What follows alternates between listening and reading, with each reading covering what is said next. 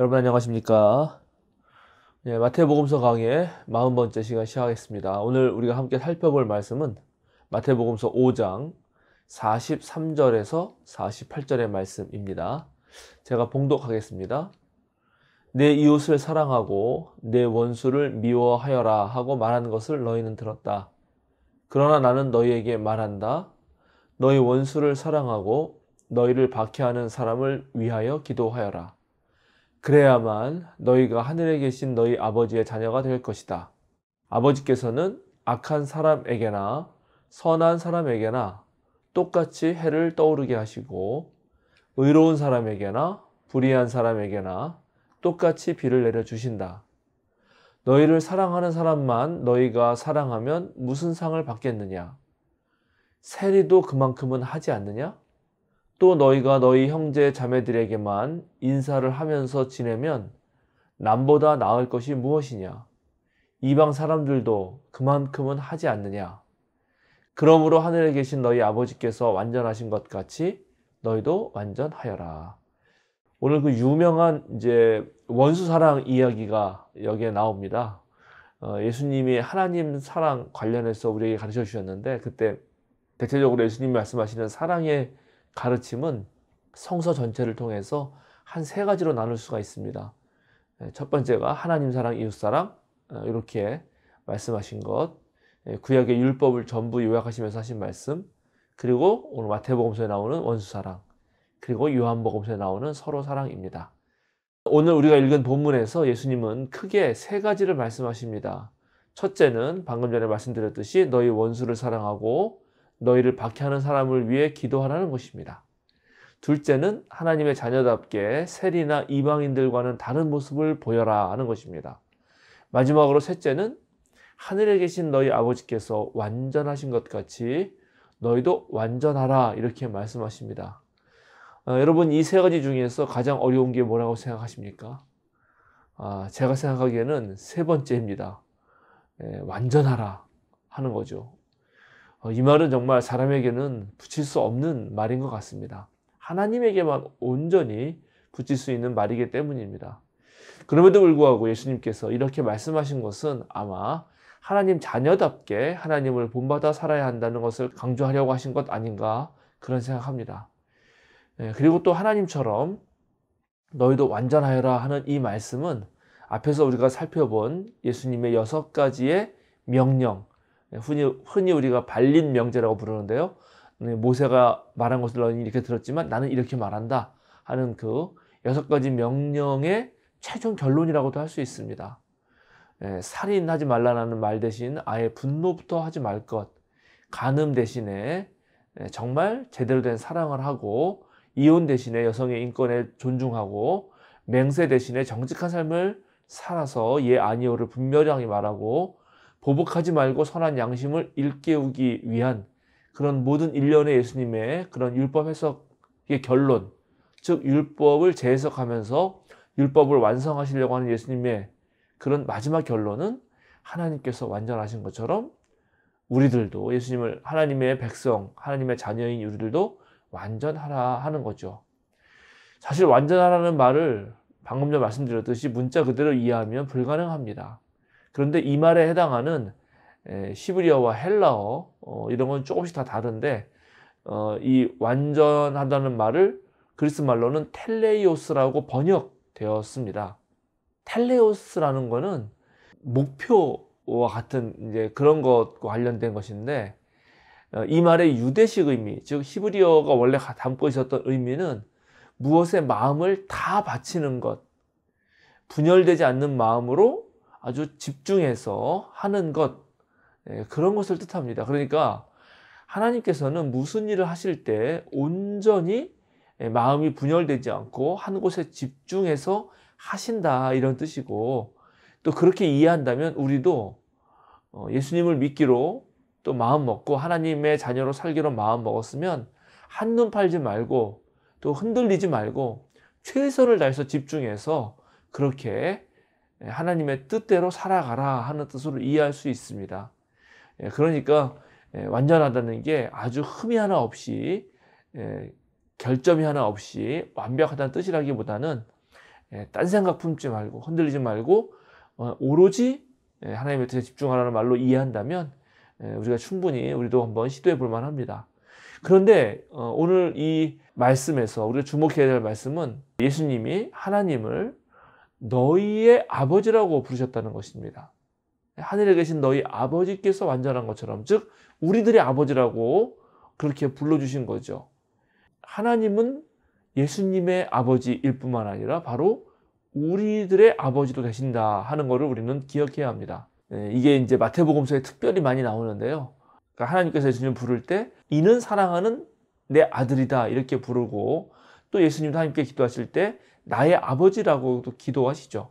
그런가 동시에 우리들에게도 너희 아버지가 되신다라고 그렇게 말씀하십니다. 그래서 이제 예수님이 말씀하시는 하나님은 예수님의 하나님일 뿐만 아니라 우리들의 아버지이기도 합니다. 너의 아버지이기도 한 거죠. 나의 아버지이기도 한 겁니다. 그래서 우리 모두의 아버지이기도 하다는 것을 꼭 기억하셔야 됩니다. 그렇게 이제 우리 모두의 아버지 되시는 하나님은 어떤 분이신가? 예수님은 이렇게 설명하시죠. 아버지께서는 악한 사람에게나 선한 사람에게나 똑같이 해를 떠오르게 하시고 의로운 사람에게나 불의한 사람에게나 똑같이 비를 내려주신다. 우리는 하나님을 떠올릴 때 아주 많은 다양한 이미지를 가지고 있습니다.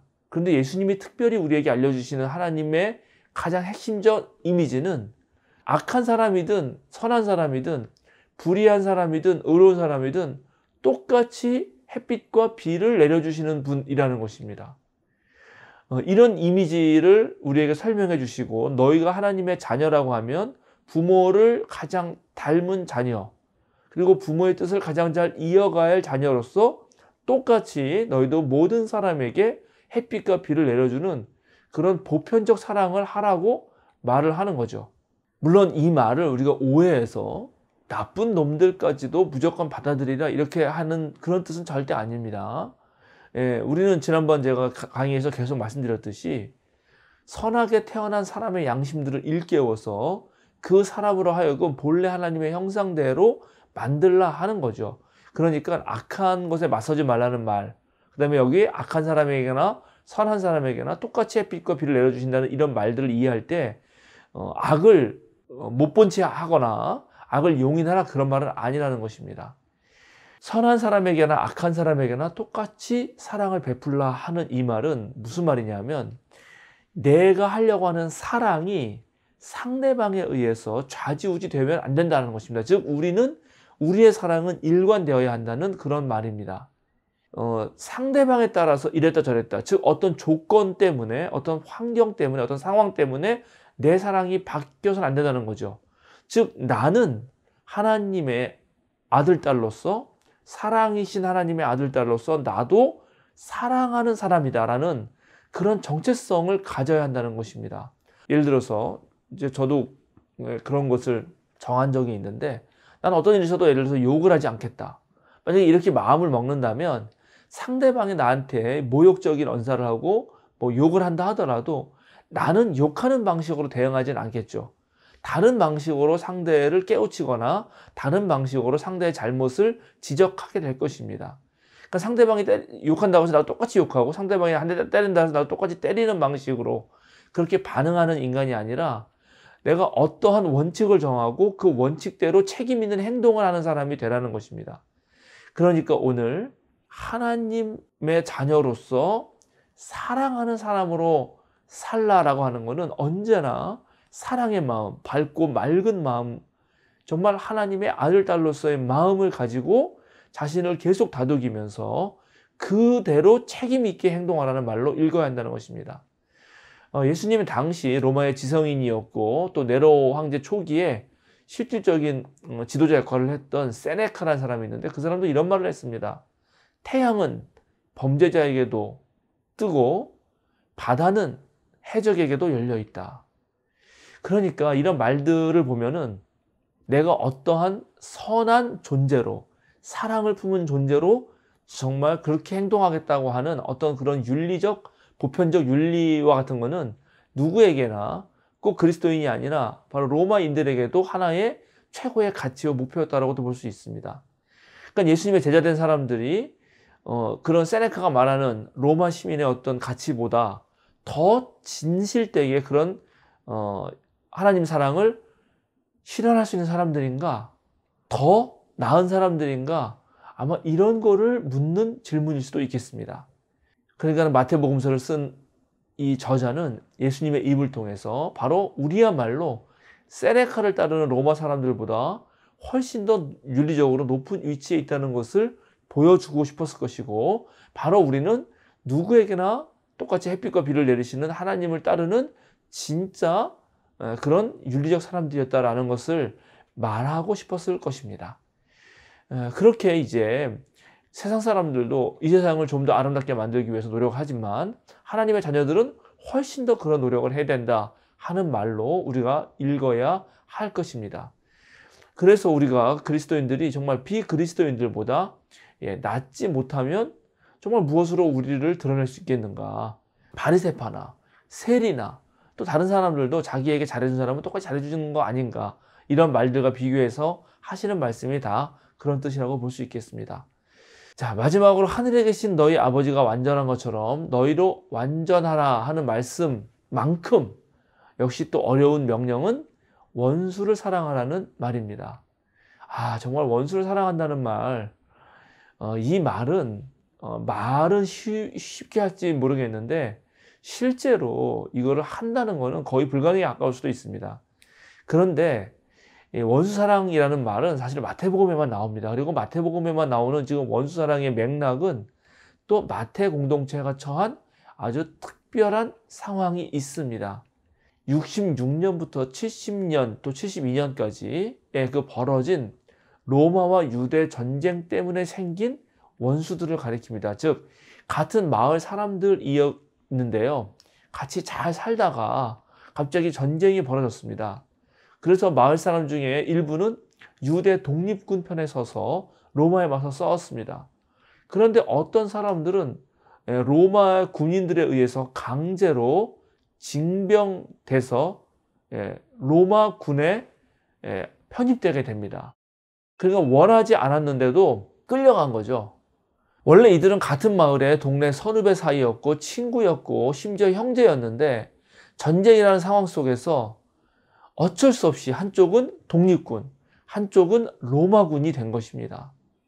그 모든 전쟁이 끝나고 시리아 어느 지역에 이제 교회가 생겼고 그 교회에 다시 그리스도인이 된 사람들이 모였는데 그 모인 사람들을 보니까 그 로마 유대 전쟁 속에서 서로 원수가 되어서 싸웠던 사람들, 그래서 서로 죽이고 죽었던, 자기의 심지어 부모를 죽인 사람들, 그런 사람들이 같은 교인으로 모였던 것입니다.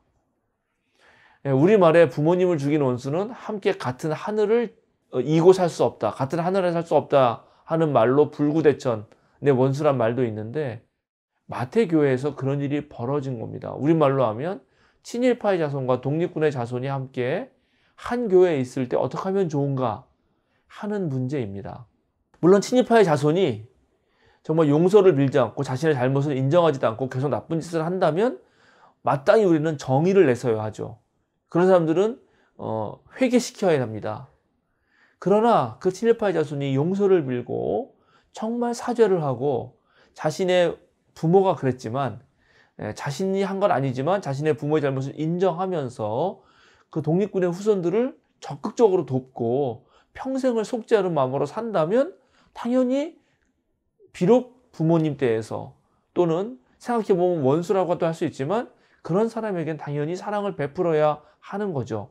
바로 그런 맥락에서 오늘 원수 사랑의 맥락에 나오는 것입니다. 자, 누가 원수일까요? 보통 우리들의 원수는 우리들에게 상처를 주고 모욕을 준 사람들입니다. 내 재산을 뺏어갔거나 내게 피해를 준 사람들이 원수죠.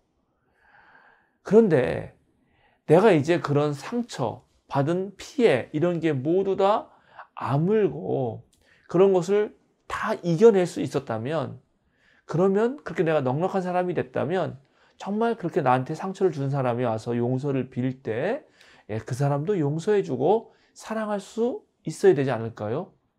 바로 그것이 하나님의 사랑이고 원수 사랑의 핵심입니다.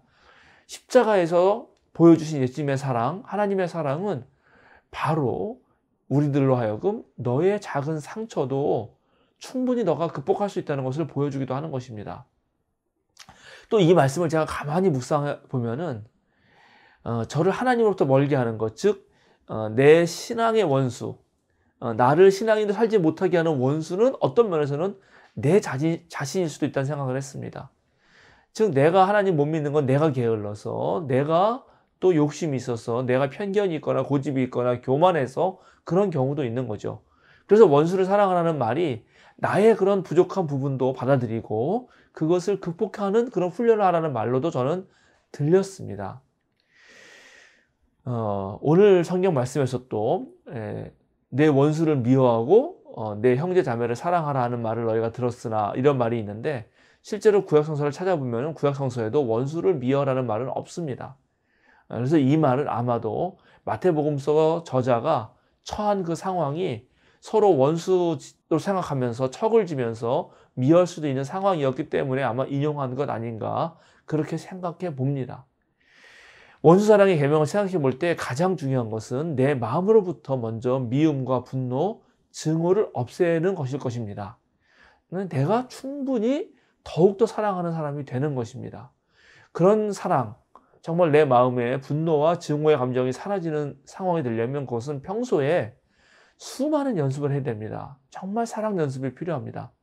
한 번에 원수를 사랑할 수 없습니다. 그리고 내가 원수 사랑할 수 없다고 해서 나를 너무 자책할 필요도 없습니다. 다만 우리가 끊임없이 사랑해야 한다는 것, 그것은 분명합니다. 왜냐하면 하나님의 사랑은 무한하고 하나님의 사랑은 조건이 없습니다. 우리가 하나님의 자녀로서 그 조건 없는 사랑을 한다는 것은 너무나 힘든 일이기 때문에 우리는 끊임없이 노력하고 연습해야 한다는 것, 그리고 조건 없는 것 하나님의 사랑을 우리가 온전히 받아들여서 나 같은 사람도 사랑하셨구나, 아무 조건 없이 나를 받아주셨구나를 깨닫는다면 우리도 그 사랑에 감격해서 이웃에게 나눌 수도 있을 거라고 저는 그렇게 생각합니다. 하나님의 완전하다고 하는 것, 하나님이 온전히 나를 집중하고 사랑했다고 하는 것, 그런 것을 우리가 느낄 수 있다면 우리도 그런 하나님처럼 조금 온전함에 가까이 갈 수 있지 않을까, 그렇게 생각해 봅니다. 오늘 마태복음서 40강 좀 길었는데 이 말씀을 여기서 마치도록 하겠습니다. 더욱더 사랑하고 사랑에 집중해서 온전한 하나님에 가까운 저와 여러분 되면 좋겠습니다. 여러분 좋아요, 구독 부탁드리고 이 영상이 여러분에게 도움이 되셨다면 많은 분들에게 소개해 주시기를 다시 한번 또 부탁드립니다. 감사드립니다.